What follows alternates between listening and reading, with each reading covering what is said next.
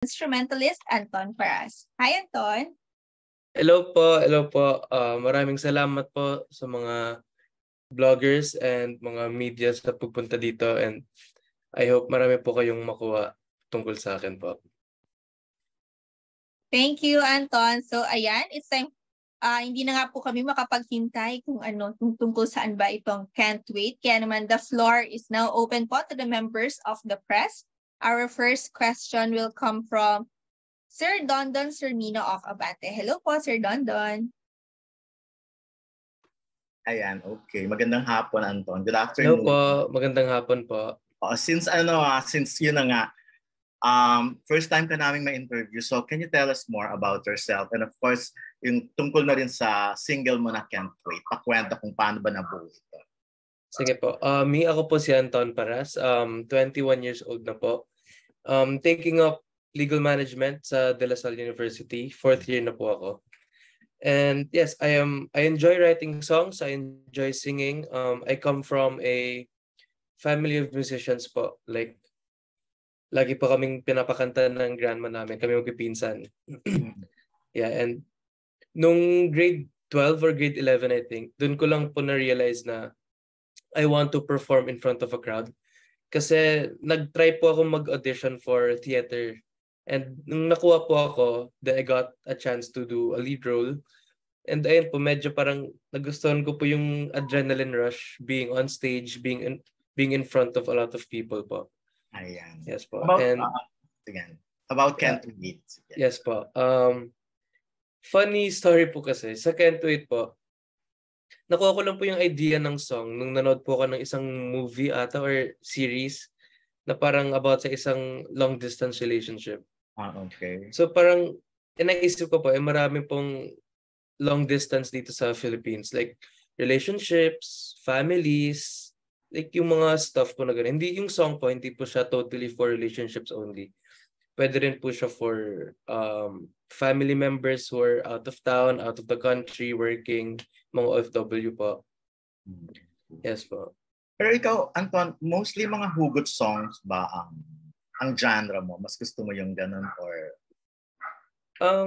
Para sa akin po kasi parang mas madali pong tumatak sa tao if may paghuhugutan po yung song. Okay, so as much as possible po, tinatry ko pong gumawa ng song na yung may makaka-relate po. Okay. Marami ka bang hugot sa buhay? Hindi naman po masyado. More on experiences po ng friends, kasi yung songs ba based on your parang personal experience? May mga ganun ka bang situation? So far, wala pa naman po. More on sa mga nakikita ko po sa environment ko po, mga kwento ng friends, mga ganun po. Doon ko po parang hinuhugot po yung mga songs ko right now. And last song na lang, since marami pa naman magtatanong, sino ang mga dream collab mo? Since, di ba sa music naman and sa social media, usong-uso ang collab. So, ikaw, sino ang mga dream collab?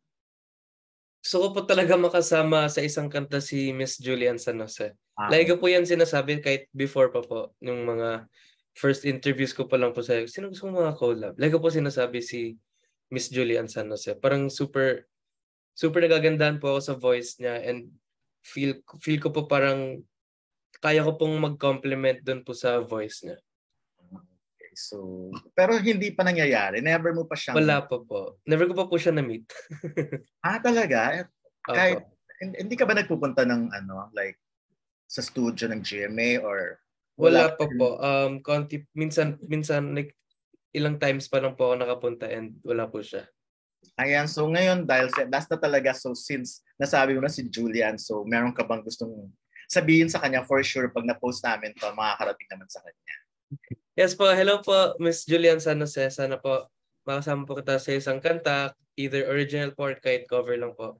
Sana po maano po natin. Ayan, thank you very much, Anton, and good luck. Thank you po. Maraming salamat. Thank you po. Thank you po, Sir Dondon. For our next question po, tawagin naman po natin si Sir Jerry Donato of Philippine Star. Hello po, Sir Jerry. Ayun. Hello po. Good afternoon po. Anton, congrats on this Thank you po. single. I think, tama ba ako, Anton? This is your third. And then... Yes po. Can you tell us about those two previously released songs? Tas ano yung pinagkaiba nitong Can't Wait as compared dun sa dalawang nauna? Yung first release ko po under GMA po is All I Need. Tungkol po siya sa parang pandemic ko po kasi siya nasulat. So parang yung story po ng song na yun is kahit ano pong nangyayari sa mundo, sa Philippines, parang you have someone na doon ka po humuhugot ng lakas, ng will to move on, keep on with life, mga ganun po. And for Binabaliwala naman po, it's more of like sa mga hopeless romantic naman po. Like yung may gusto ka pero kahit ano pong gawin mo, hindi ka po pinapansin ng girl or ng guy na gusto niyo po. And pinagkaibahan po nung yung first two po kasi more on ballad R&B, din po yung type. And ngayon po kasi more of like pop R&B naman po. So super ibang genre po siya sa first two songs ko po na na-release. And mas challenging siya actually. Pero feel ko naman po mas worth it and mas maganda po yung third song ko po. Saan ang gagaling yung feeling na yun nga, you found this one challenging? Kasi are you not into R&B, sorry, or do you have other preferred musical genres? No naman, me po kasi more of R&B po talaga ako. R&B, pero more of like yung sa ballad po ng R&B. First time ko po maganto, yung medyo upbeat po and medyo mabilis po yung mga lyrics. Eh medyo bulol po ako. So minsan po na pag sobrang focus, nung nag-record po kami, super focus po ako sa pag-pronunciate ng mga words. Minsan nawawala na po pala ako sa tono, sa timing, mga ganun po. So nakailang takes po kami dun sa recording, which is dun po ako nahirapan po talaga. Yung sa recording po mismo. Tapos, Anton, I understand that you are a multi-instrumentalist. So what other instruments do you play aside from the guitar? First instrument ko po talaga is piano. And then nag-stop po ako, then I shifted to drums. Yun po. Then I know a little bit of ukulele po. Okay. Sige, okay. So ano ba, yung mga release, for my last question, I'm just curious, kung yung mga releases ba to is something na nire-release kasi you have a full album in mind. Kasi di ba ngayon parang rare na nagre-release ng isang album, kadalasan puro singles na lang. But of course, I hope at the end, pwede siyang i-compile as one solid album. Meron bang ganong plano? Wala pa naman pong plano po na ganon. I just want to create ng songs na nasa isip ko po kasi ngayon is quantity over quality. Yeah. So parang release lang po ako ng release ng songs until eventually may mag-hit. Okay, congratulations again. Thank you po. Thank you this po. one. Okay, thank you. God bless. Thank you po. God bless din po.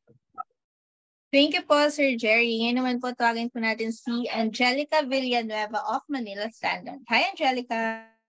Hello. Hi, Anton. Hello po. Una, congratulations. So, I have two questions na naman. Pero, yung first is, sino yung nabanggit mo, di ba, na family kayo ng mga singers yan? Kinoconsider mo ba sila musical influences mo or may iba ka pang artist na nilolook up to?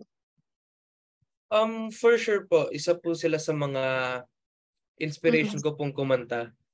Pero feel ko po yung nagbigay po talaga sa akin ng push is si Bruno Mars po. Like ever since bata po ako, Bruno Mars and Justin Bieber.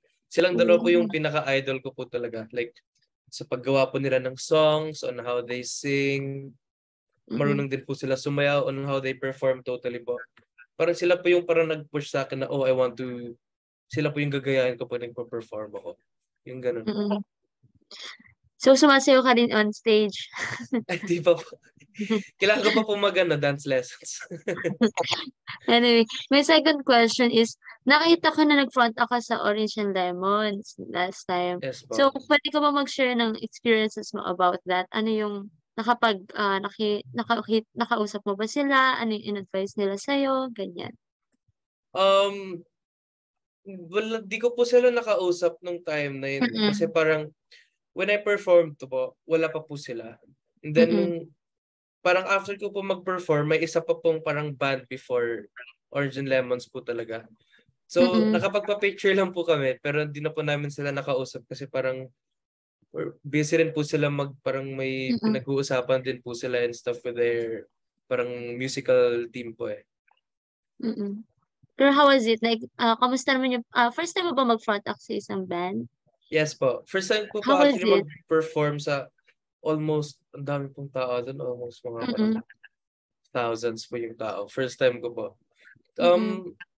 Super, heartwarming kasi yung sumasabay po sila sa akin, ganun po, parang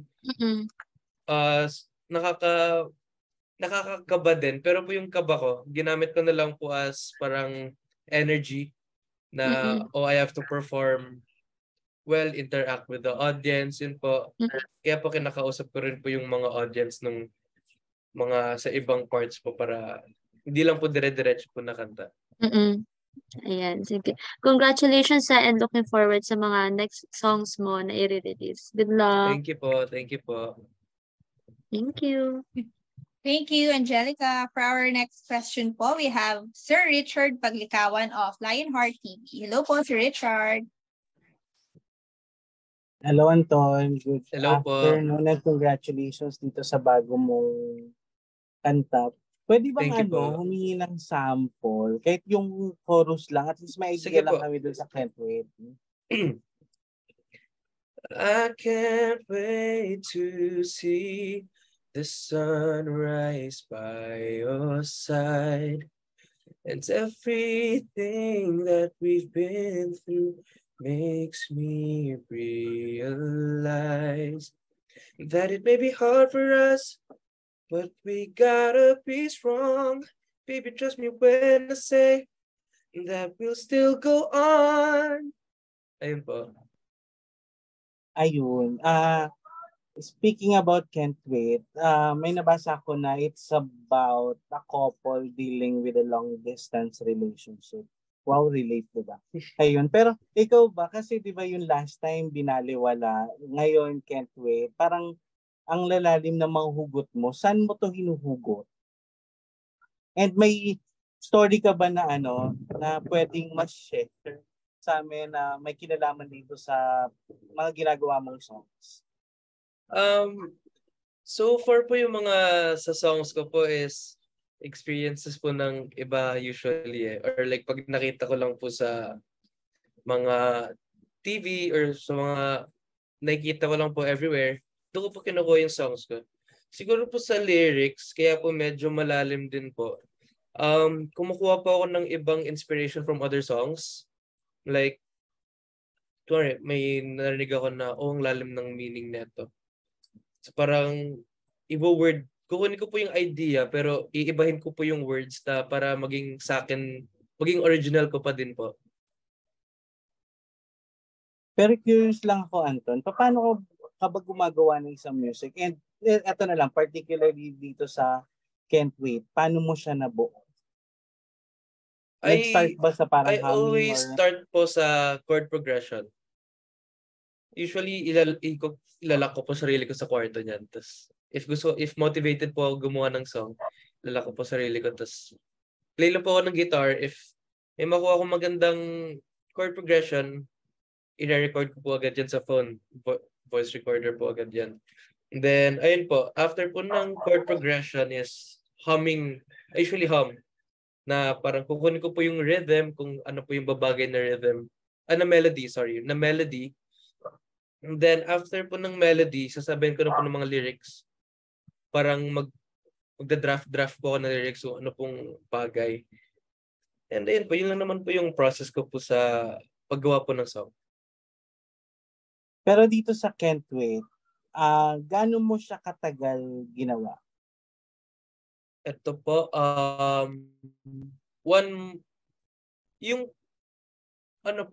yung draft po na full is mga 3 weeks po ata. And then, with the adjustments po na ginawa po namin ng Alt-G, umabot po siguro ng mga 1 to 2 months po. Kasama po yung mga revisions and yung mga kung paano po yung attack ng song, ganun po. Eto na lang, bilang syempre, ikaw din yung gumagawa ng mga, ng, ng music mo. Ano ba? Paano ka parang naaapektuhan ng, kunyari, di ba pang third mo na to? So, for Opo. sure, nakakuha ka ng feedback from the first and the second. So, paano nagbabago or paano parang hinuhulma tong mga susunod na based sa feedback na narinig mo from the first ones? Usually po kasi inaano po nila na parang, oh, may parang kulang pa sa song mo. Parang ganyan po. Ay, parang something's missing po. So ako po parang I ask my friends and family members po na who's into music po talaga. Parang I ask for their advice. Ay, ano pwede kong idagdag dito? Anong kulang? Anong kung paano po maging complete yung isang song? So, yun po, dun po parang may mga tinatanungan po ako na mas nakakaalam po sa akin. Thanks, Anton, and Thank you po, thank you congratulations. po. Salamat din, Sarah. Thank you po, Sir Richard. And for our next question, nagpadala ng tanong si Sir Alan Policarpio of Philippine Daily Inquirer. So ang tanong niya is, what was your reaction when you found out that you got an AWIT Award nomination? So sa mga hindi po nakakaalam, na nominate po si Anton ng Best Performance by a Male Recording Artist for his single na All I Need. So ano yung reaction mo dito? Super nagulat po ako nung nakita ko na lang po sa post na may tinag po ako ni Sir Paulo Agudelo na sa Instagram, sa story na andun po ako. So, uy, nandito pala ako sa AWIT Awards. Nagulat na lang po ako. Tapos, ayun po, edi pinost ko na po, pinakita ko po sa friends and families. Nagulat din po sila na andun na ako. So first nomination mo ba ito? Opo.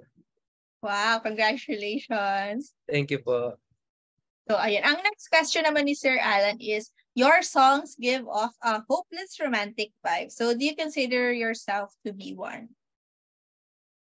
Hindi naman po. More of ano lang po talaga ako ngayon eh.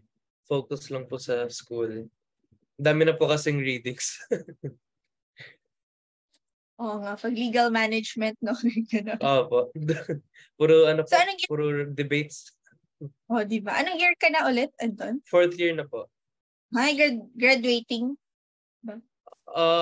Either baka po kasi mag-extend po ako ng 1 year kasi naglo-low units lang po ako.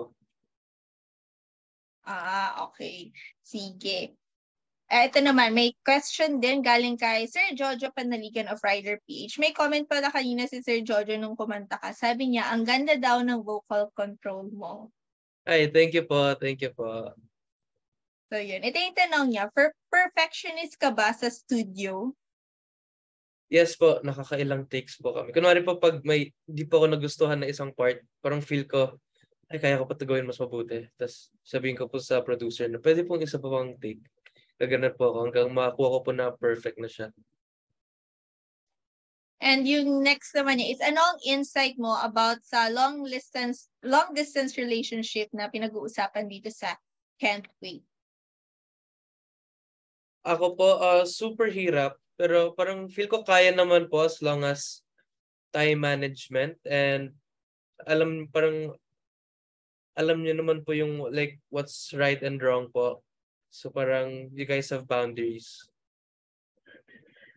And yung final question niya is, how far are your dreams as a singer? So far po, I wanna perform po sa Mall of Asia or sa Philippine Arena. So concert ang gusto Yes mong po. achieve. Ayan, i-manifest natin yan. So yun. Ito naman, may question din from Sir Nolo Lopez of Nolo Lopez TV. So sabi ni Sir Nolo, congrats daw on the success of your Binaliwala na single. So this new single, Can't Wait, ano ang ma-advise mo naman sa OFWs who couldn't wait to come home to their families in the Philippines? For me po, keep working hard po and just have hope po na at the end of the day, parang at the right time, magsasama pa rin po kayo ng family members niyo. Ayun. And yung next question naman is from Sir Jason Paor of Manila Online. So ang question niya is, what is your mission and goal as a music artist? My mission po is to influence other singers who wants to share their talents and parang makapagbigay po ng inspirasyon sa mga kabataan po na pursue their dreams. Kasi wala naman pong mawawala if they try to pursue their dreams. And my goal po is to be a very successful singer, hopefully. And sana po, yun po, like I can achieve all my dreams as a singer. And ayun, you mentioned then something about making music to inspire others to pursue their passion. So, and also do what they love. So, ano nagmo-motivate sa'yo to enjoy what you are passionate about? Yung being happy po, it makes me happy po kasi whenever I sing, whenever I perform, whenever I get the chance to create music, super po nagbibigay po siya sa akin ng saya and parang escape from reality po, totally. Parang in a different world po ako pag kumakanta po. Sa daily life mo ba, Anton, lagi kang may moment na nagsusulat ng kanta or may Hindi nabubuong naman po melody? Parang daily. gano'n. Siguro po parang mga once a week, bigyan ko na lang po may isip na gawa kaya ako ng song. Mga ganun po. So, magsistart po of chord progression, tas if may time po ulit, parang pagpatuloy ko po.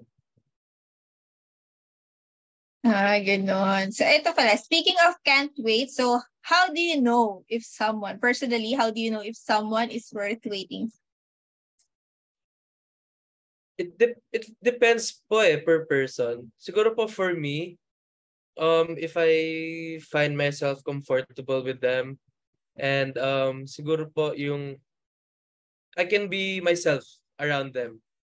Like, di ko kailangan maging fake or hindi naman fake, pero yung parang always best foot forward. Kaya ko maging sarili ko po in front of them. And follow up to that, what are the things that you can do while waiting for someone you love who loves you back, but yun, long distance pa kayo, you can't be together yet? And how can you keep that love alive while waiting for the right moment? Hirap yan, hindi ko pa po na-experience yan eh. Pero siguro po if ever na lang time mangyari po siya sa'yo. talaga. Feel ko po kasi time. Kasi yun po yung pinakamahalaga sa lahat po ng kahit anong relationship po eh. Either magkasama po kayo or LDR. Time po. Like, you always have to find time for your significant other po na parang show them, pa-feel mo pa rin po na you love them, you care for them, kahit malayo man siya.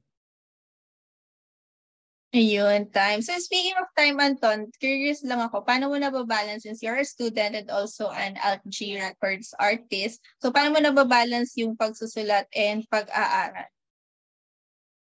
Oh, hindi ko na ata nababalance. De joke lang. Siguro po, inuuna ko po talaga studies. Like, kasi po yung schedule ko po ngayon, bungi-bungi na kasi senior na po. Like, first class ko 11, next class 6 p.m. na po. So, in that vacant time, if I have nothing else to do, if wala naman pong requirements or mga readings, usually I get my guitar and play po to find some chord progressions po na I can play with. Tapos, nire-record ko lang po siya. Marami pong mga chord progressions sa phone. Naka-record lang siya. Ayun, so parang after ba ng Can't Wait, may aabangan na ulit kami sa'yo? Huling ko meron. Hindi pa po. Anuhin pa po. Ipa-finalize. Tatapusin pa po muna. Okay, so ayun, basahin naman natin itong question from Jamie Ortega of Soundcheck Manila. What made you try a different genre from the one you are used to?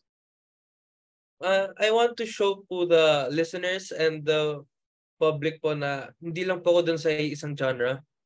Na I am versatile po, na kaya ko po kahit anong genre. I am willing to learn and parang kaya ko pong mag-adjust and I am open to doing any kinds of music po.